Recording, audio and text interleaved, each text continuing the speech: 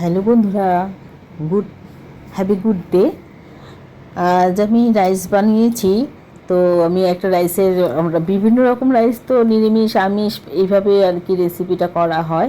তো আজকে আমি অন্য এক ধরনের ফ্রাইড রাইস করছি। আগে জল দিয়ে দিয়েছি পরিমাণ মতো, আর নুন আর গরম মশলার গুঁড়োটা দিয়েছি, আর সেই সাথে দিলাম দুটো কাঁচা তেজপাতা। আর এদিকে চালটা আমি 1 ঘন্টা আগে ভালো করে ধুয়ে জলটা শোক করে নিয়েছি। জলটা, এই যে হাঁড়িতে জলটা খুব ভালোভাবে ফুটলে পর একটা কালার চলে আসলে পরে তখনই কিন্তু আমি দেব। এমনিতে কোনো বাইরের কোনো কালার দেওয়া হয়নি। গরম মশলা দিয়ে যে জলটা ফুটছে নুন দিয়ে, সেটাতে আর তেজপাতা সহ সেই কালারটা একটা সুন্দর কালার আসে। এবার আমি রাইসগুলো যে জলের থেকে শোক করে রেখেছিলাম সেটা আমি জল ঝরিয়ে দিয়ে দিচ্ছি।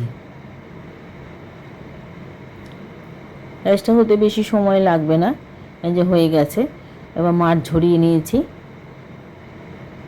এবার আমি ওপর থেকে কিছুটা চিনি দিয়ে দেবো, আর এখানে কিছুটা দেব, পরে আমি আবার দেব।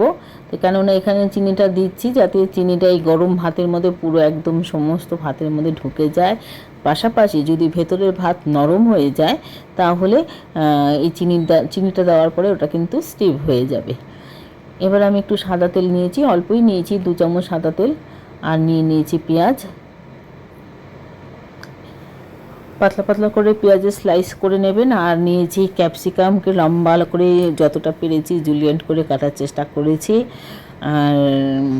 আর তো সেরকম কিছু দেবো না, কাঁচা লঙ্কা দেবো। কাঁচা লঙ্কা গোটা একটু সামান্য একটু মাথার দিকটা একটু চিড়ে নিয়ে দেবো, কেননা আজকে যাদের জন্য রান্না করছি তাদের মধ্যে একজন ছোট সদস্য আছে, আমার ভাইপো। তো যাই হোক, তার জন্য আমি লঙ্কাটা একটু কমই দিয়েছি অন্য রান্নাতেও। আচ্ছা, অন্য যা করেছি তাতেও কিন্তু আমি কম লঙ্কা ব্যবহার করেছি মাছ বা মাংসতে। এবারে আমি এটার মধ্যে একটু নুন তো দিতেই হবে, ভাতেও কিন্তু নুন দেওয়া ছিল, কাজে সে বুঝে আন্দাজ মতো কিন্তু নুনটা দিতে হবে। এবার ক্যাপসিকাম আর পেঁয়াজটা এরকম নরম হয়ে গেলে পরে আমি তেলটা একটু কমই দিয়েছিলাম। এই যে দেখুন গোটা দিয়েছি কাঁচা লঙ্কা, যাতে কাঁচা লঙ্কার বীজ টিজগুলো বা না যায়। আর সামান্য একটু গোলমরিচ দিলাম, 1/4 স্পুনের মাপে দিলাম। দিয়ে দিলাম ভিনিগার। এবার দিয়ে দিচ্ছি কেওড়ার জল, আর একটু মনে হচ্ছে কেওড়ার জল লাগবে, এই যে আবার দিয়ে দিলাম আর একটু কেওড়ার জল। আর এবার দিয়ে দেব soya sauce, black soya sauce দিয়ে দিলাম।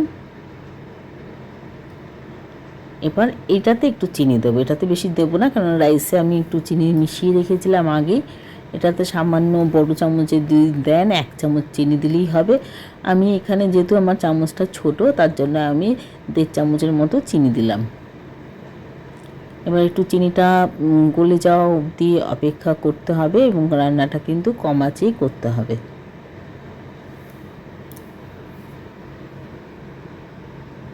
দিয়ে দিচ্ছি গরম মশলা,